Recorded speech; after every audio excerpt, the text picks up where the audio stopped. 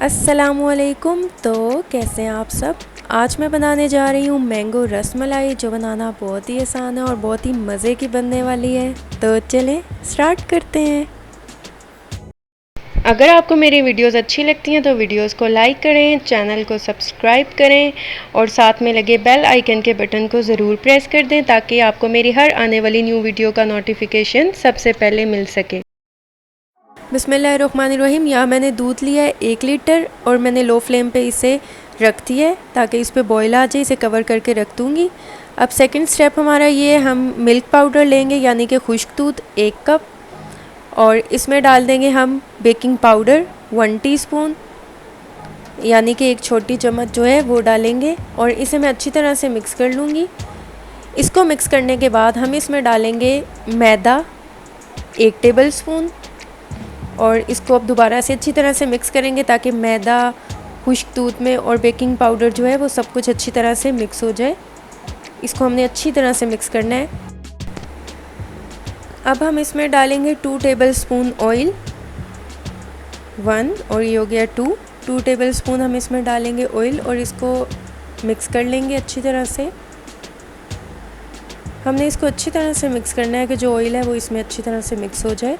जब ये अच्छी तरह से मिक्स हो जाएगा फिर मैंने एक लिया अंडा और इसे थोड़ा सा फेंट लिया और आप एक अंडा लें और इसको आप थोड़ा थोड़ा करके जो मिल्क पाउडर है इसमें ऐड करिएगा और हमने इसका एक बहुत ही ज़बरदस्त सा डो बनाना है जो बहुत ज़्यादा सॉफ्ट भी ना हो और बहुत ज़्यादा हार्ड भी ना हो। हमें नॉर्मल डो इसका चाहिए और मैं इसमें थोड़ा थोड़ा सा जो है अंडा डाल रही हूँ।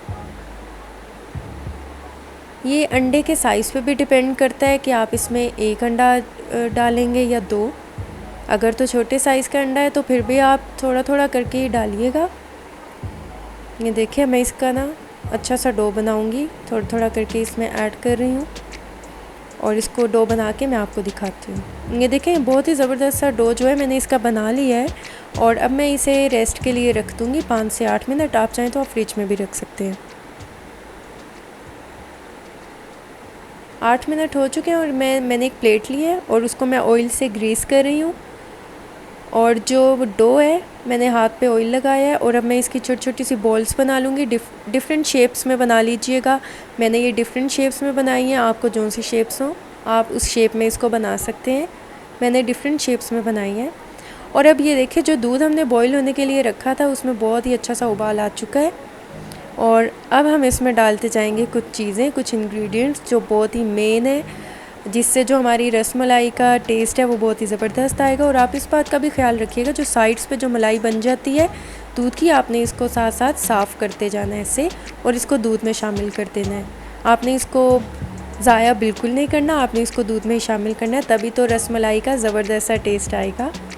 तभी तो हम कह सकते हैं कि हमने रसमलाई बनाई है।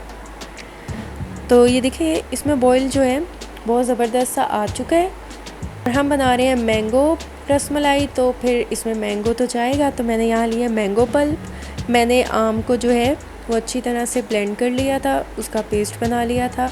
1 कप हमें चाहिए मैंगो पल्प, मैंगो का पेस्ट वो इसमें ऐड कर दीजिएगा। अब मैंने इसमें हरी इलायची जो है उसका मैंने पाउडर लिया है 1 टीस्पून और इसको ये देखिए मैं थोड़ा सा मिक्स करूँगी अच्छी तरह से और तकरीबन 5 मिनट तक कुक करूँगी इसे मीडियम फ्लेम पे। और अब मैं इसमें जो हमने मिल्क पाउडर से प्यारी प्यारी सी बॉल्स बनाई थी वो ऐड कर दूँगी। वो ऐड करके हम इसे फिर कवर करके तकरीबन 5 मिनट के लिए मीडियम फ्लेम पे रख देंगे ताकि ये साइज़ में थोड़ी सी बड़ी हो जाए। ये देखिए 5 मिनट तक मैंने रखा था और ये साइज़ में डबल हो गई है। अब मैं इसमें 6 टेबल स्पून जो है चीनी ऐड कर रही हूँ। आप अपने टेस्ट के मुताबिक ऐड कीजिएगा, कम या ज़्यादा जितनी आपको पसंद हो।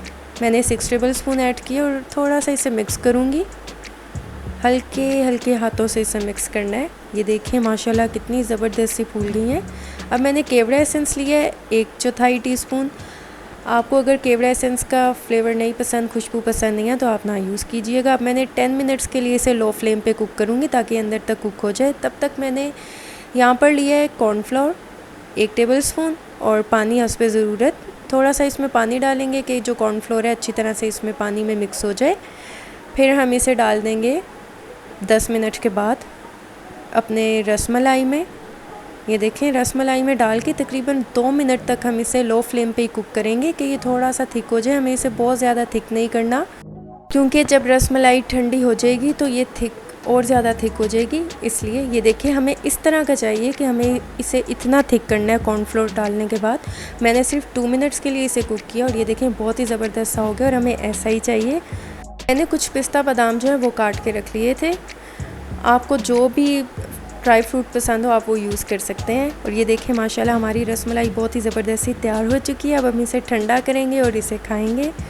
आप इसे ज़रूर ट्राई कीजिएगा और मुझे फ़ीडबैक दीजिएगा। दुआओं में याद रखिएगा। मिलती हूँ नेक्स्ट वीडियो में, तब तक के लिए अल्लाह हाफ़िज़।